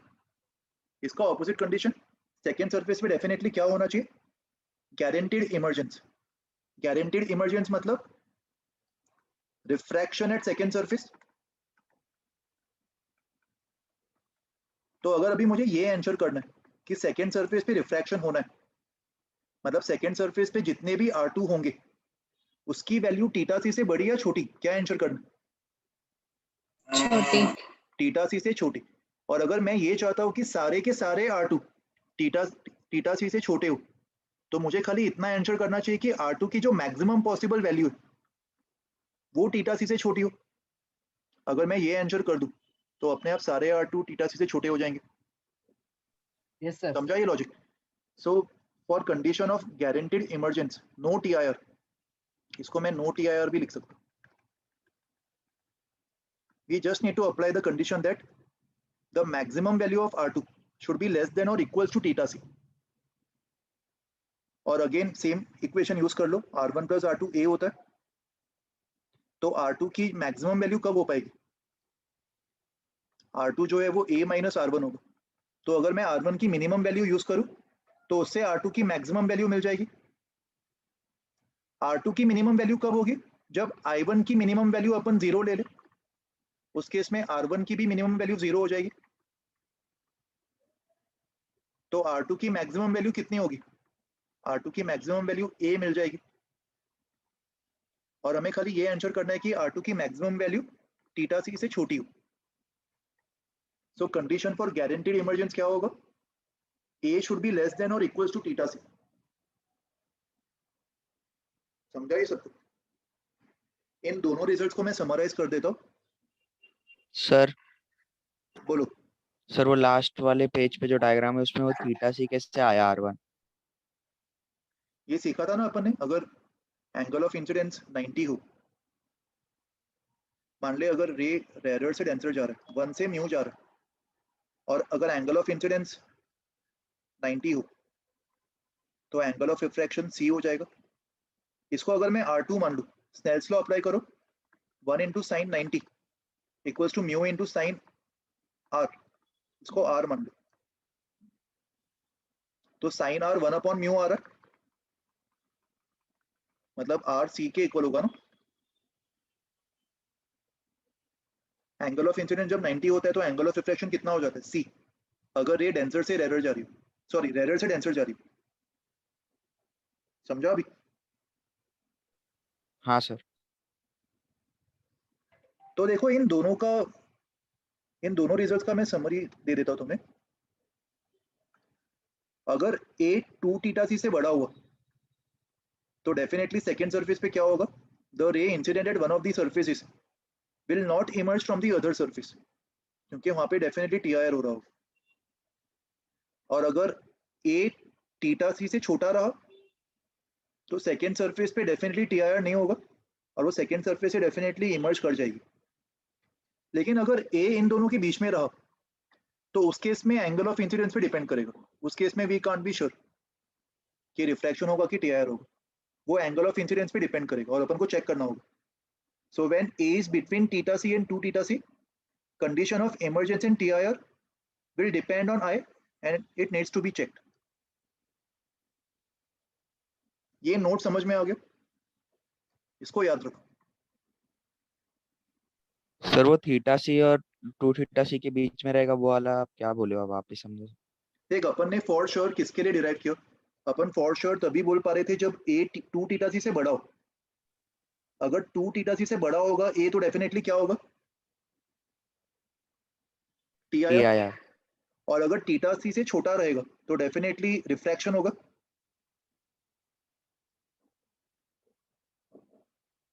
लेकिन अगर इन दोनों के बीच में लाई करेगा, इन दोनों के बीच में तो अपन डेफिनेटली कुछ भी नहीं बोल पा रहे ना। तो इस केस में TIR and diffraction both are possible, ये दोनों पॉसिबल हो सकते हैं। और ये किस पे डिपेंड करेगा? Depends on I1। ये अपन को चेक करना होगा। I1 से अपन को R1 निकालना होगा, R1 से R2 निकालना होगा, A माइनस R1 करके, और फिर अपन को चेक करना होगा कि R2 थीटा सी से बड़ा है कि छोटा है, तभी अपन बोल पाएंगे। समझा अभी? लेकिन यस अगर सर। ए 2 थीटा सी से बड़ा है या फिर थीटा सी से छोटा है, उस केस में तुम्हें ये सब चेक करने की भी जरूरत नहीं है। उस केस में तुम डेफिनेटली बोल सकते हो। ओके, एक एग्जांपल देख लेते हैं इस पे। सर बताओ। सर ऐसा ऐसा कोई भी केस नहीं है जिसमें कोई भी सरफेस से इमर्जेंट नहीं होगा। नहीं, अपन खाली फर्स्ट और सेकंड की बात कर रहे हैं ना, थर्ड की अपन बात नहीं कर रहे। थर्ड के लिए तुम्हें बेसिक से चेक करना होगा, ऐसा रेडीमेड रिजल्ट नहीं है थर्ड सरफेस के लिए। देख, फर्स्ट सरफेस पे तो डेफिनेटली रिफ्रैक्शन होगा, फर्स्ट सरफेस का तो कंफ्यूजन है ही नहीं ना। No sir. और अपन खाली सेकंड सरफेस के लिए चेक करें कि सेकंड सरफेस पे टीआईआर होगा कि रिफ्रैक्शन होगा। और अगर मान ले सेकंड सरफेस पे रिफ्रैक्शन हो गया, तो वहां पे भी थर्ड सरफेस की बात नहीं होगी। थर्ड सरफेस की बात कब हाँ होगी? सर। जब सेकंड सरफेस पे टीआईआर हो। और टीआईआर होने के बाद थर्ड सरफेस पे कैसा बिहेवियर होगा, ये तुम्हें बेसिक से चेक करना होगा, डायग्राम बना के ज्योमेट्री अप्लाई करके।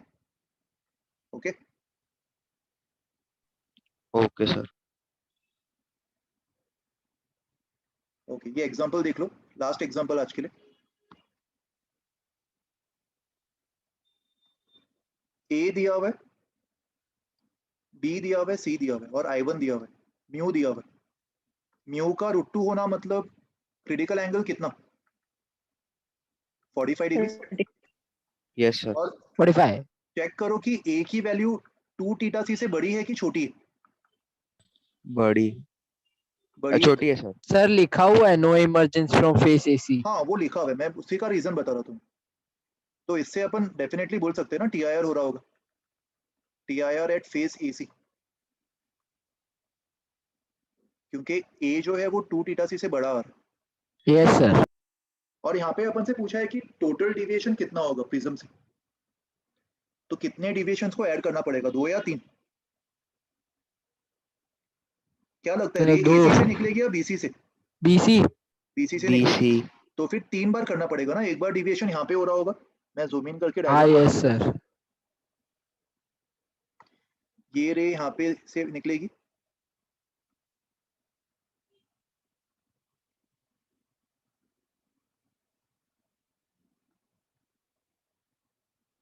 लेट्स सी ये R2 कितना आ रहा है, R1 कितना होगा स्नेल्स लॉ से?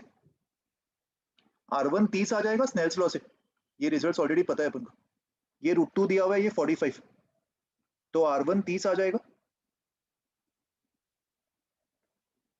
और R1 30 आ गया तो R2 कितना होगा? A minus R1। A कितना दिया हुआ? 110 110, तो 110 माइनस 30 डिग्री, ये 80 डिग्री आ जाएगा। 80। और ये भी R2 होगा, यस सर। यस ये सर। भी 80 होगा। तो ये वाला एंगल कितना हो जाएगा? ये टोटल एंगल 90 था, तो कहने से ये वाला एंगल 10 हो जाएगा, 10 डिग्री। और एंगल सी भी दिया हुआ है, एंगल सी कितना दिया हुआ है? 50 डिग्री। 50। तो ये वाला एंगल देखो कितना आ रहा है, ये एंगल 120 आ जाएगा। Yes sir. Yes sir. Yes sir. यहाँ पे अगर तुम नॉर्मल बना दोगे 30। ये एंगल 30 होगा, और अगर ये 30 है तो ये वापस 45 हो जाएगा स्नेल्स लॉ से। समझ में आ रहा है सब? सर R1 कैसे निकाला था? स्नेल्स लॉ से। तो इसमें डेविएशन 180 होगा? नहीं, 180 नहीं होगा, चेक कर लेते। R1 देख कैसे निकाला, 1 into sine 45 equals to √2 into समझ साइन गया। R1। तो यहाँ से देखो R1 30 मिल जाएगा, तो ज्योमेट्री अप्लाई करके ये अपन को फाइनली 40 मिल गया। तो देखो जो पहला डिविएशन होगा del1, उसको मैं 45 minus 30 degree in the clockwise sense मान सकता हूँ, ये del1 होगा। सेकेंड डिविएशन जो होगा del2, वो 180 माइनस 2R1 होगा, रिफ्लेक्शन का फॉर्मूला 180 माइनस 2I। और यहाँ पे I मतलब sorry R2, 180 minus 2R2, and R2 कितना आया था 80, तो 180 माइनस 2R2 कितना होगा 20 डिग्री क्लॉकवाइज सेंस में। एंड del3 कितना होगा,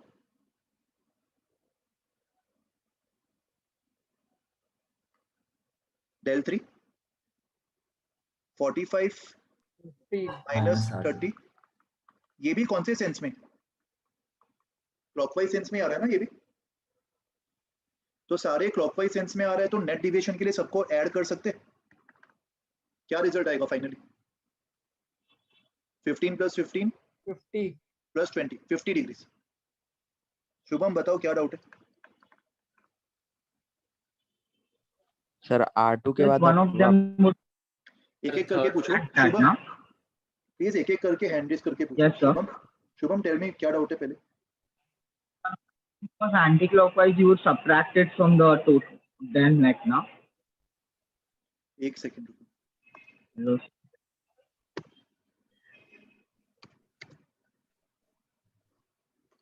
वापस बोलो क्या बोल रहे थे? If one of the angles would be anti-clockwise, you would subtract it from that next now. Correct correct, अगर सेंस ऑपोजिट आ गया, if one of the angles was anti-clockwise, we will subtract that. Okay? Okay, sir. Thank you. और किसको doubt है? यश बताओ। Sir R2 is equal to 80 आया, उसके बाद आपने क्या किया? एक सेकंड, मैं डायग्राम को वापस जूम इन कर देता हूँ।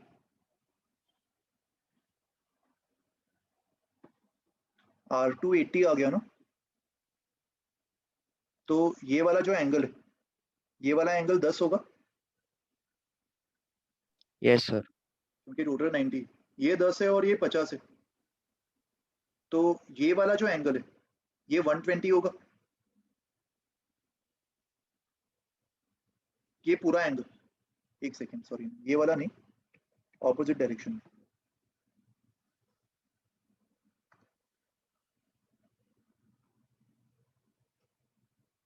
ये वाला एंगल 120 हो जाएगा, उसमें से अगर 90 गया तो यहाँ पे जो एंगल ऑफ इंसिडेंस है वो 30 डिग्री हो जाएगा, ये वाला। सर वो 120 तो ट्रायंगल वाला होएगा ना, बाहर वाला कैसे?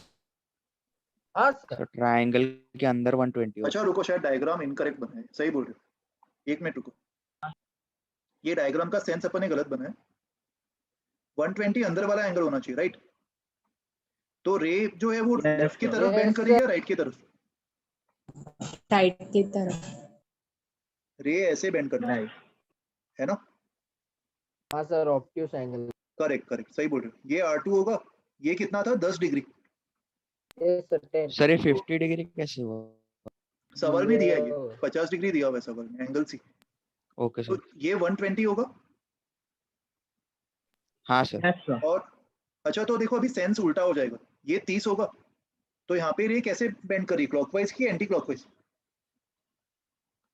Anti clock. Sir opposite sense में एंटी क्लॉकवाइज कर रहा है ना?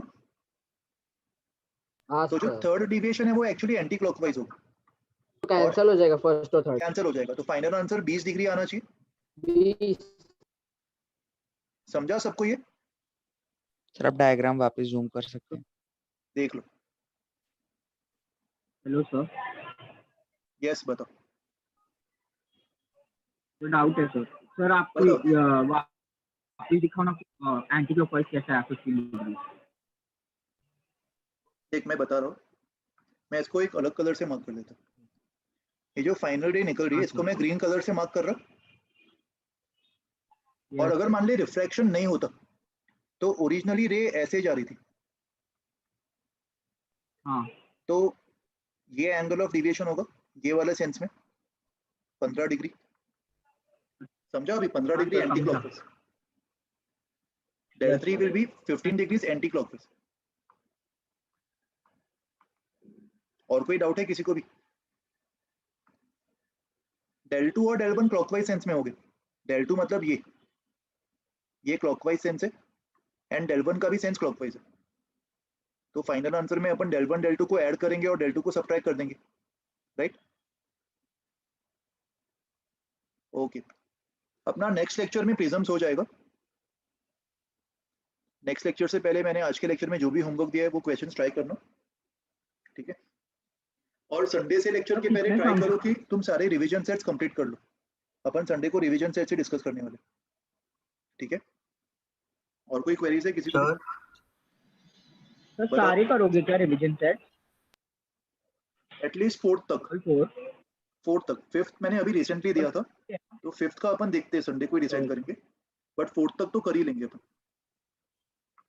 ठीक है सर हाँ बताओ। सर रिवीजन सेट 3 और 4 से आप डिस्कस करोगे या फिर आप मतलब डिस्कस करोगे और सोल्यूशन भी सेंड करोगे या सिर्फ डिस्कस करोगे खाली? मैं सारे क्वेश्चन से डिस्कस करूंगा प्रॉपर तरीके से, और उसके सॉल्यूशंस रिकॉर्डिंग्स तुम्हें भेज दूंगा। Okay sir. ठीक है। और सर मिनिमम डेविएशन वाला पार्ट सब मेरा वो वॉइस लैग का छूट गया था, मतलब बड़ा डिफिकल्ट पार्ट नहीं है ना वो? नहीं आसान है, रिकॉर्डिंग देख लो समझ जाएगा। Okay sir. सर इस चैप्टर का वेटेज कितना है? काफी बड़ा टॉपिक है ये, इसका वेटेज मान लो 20% करीब होगा, 15 से 20%। मतलब इस पे क्वेश्चंस आते हैं ज्यादा? क्वेश्चंस आते हैं इसमें काफी सारे। ऐसा सवाल क्यों पूछ रहे हो मगर? डिफिकल्ट जा रहा है क्या? नहीं सर थोड़ा इजी जा रहा है बाकी फिजिक्स। हाँ एक्चुअली कंपैरेटिवली इजी और स्कोरिंग चैप्टर ही रहता है ये, तो इसको कर लो अच्छे से। और बुकलेट तुम टॉपिक वाइज टेस्ट के बाद अटेम्प्ट करना शुरू कर देना। अभी के लिए रिवीजन और क्विज़ेस से रिवाइज कर लो, प्रैक्टिस कर लो। यस बताओ। तो लाइक इसकी जैसे और चैप्टर है क्या? इसके बाद वेव ऑप्टिक्स भी है, रे ऑप्टिक्स के बाद लंबे चैप्टर्स और कितने हैं? और कोई भी नहीं है, और सबसे बड़ा चैप्टर यही था पूरे फिजिक्स में। Okay sir. बाकी सारे जो सेक्शंस है जैसे इलेक्ट्रोमैग्नेटिज्म और मैकेनिक्स, ये मल्टीपल चैप्टर्स में डिवाइडेड है, बट सिंगल चैप्टर में इतना बड़ा खाली ये एक ही रे ऑप्टिक्स। मॉडर्न फिजिक्स की भी अगर अपन बात करते हैं तो मॉडर्न फिजिक्स में भी मल्टीपल चैप्टर्स में उसको डिवाइड किया गया, nuclear physics, radioactivity, x rays. Okay, but यहाँ पे ये चैप्टर एक सेक्शन की जैसा ही है, इसलिए वो तुम्हें इतना बड़ा दिख रहा है। हेलो सर, ये चैप्टर खत्म हो गया? एक लेक्चर और लगेगा, सैटरडे के लेक्चर में हो जाएगा पूरा। प्रिज्म्स के और कुछ चीजें बाकी है, और लेंस का भी, क्रोमेटिक लेंसेज क्या होते हैं उसके बारे में सिखाना बाकी, तो सैटरडे के लेक्चर में हो जाएगा पूरा। ठीक है सर आज आप वो बुक्स बता रहे थे, मतलब आप कुछ बता रहे थे स्टार्टिंग में डीसीपी एचसीवी, आप वो वापस बता सकते हो? मैं बता रहा था कि कुछ रेफर करने की जरूरत नहीं है अभी के लिए। मैं जो क्वेश्चंस तुम्हें भेज रहा हूँ, रिवीजन क्वेश्चंस और क्विज़ेस, उससे तुम प्रैक्टिस कर लोगे तो काफी होगा, क्योंकि ये सारे क्वेश्चंस मैं सब अच्छे बुक से ही कलेक्ट करके तुम्हें भेज रहा हूँ। Like H C Verma, DC Pandey और भी 2-3 बुक्स है मेरे पास, तो उसमें से मैं अच्छे क्वेश्चन सिलेक्ट करके तुम्हें भेज रहा हूँ। तो अगर तुम ये सारे क्वेश्चंस कर लोगे तो सफिशिएंट है, तुम्हें और कुछ रेफर करने की जरूरत नहीं है। Yes sir. ठीक है, ओके चलो फिर बाय एवरीवन। सर क्विज़ भी आप तो सेंड कर दो सर। क्विज मतलब फर्स्ट टू तो यूजुअली इजी होता है, थर्ड और फोर्थ में सर मतलब टाइम ज्यादा है सर, वो टाइम लिमिट होता नहीं है सर। कोई बात नहीं यार, डिफिकल्टी लेवल उसका ज्यादा होता है तो कोई बात नहीं, टाइम लिमिट में नहीं होता है तो टाइम लेके कर लो, but at the end of the day तुम्हें करना आना चाहिए, सॉल्व करना आना चाहिए सारे क्वेश्चंस। Okay sir. ठीक है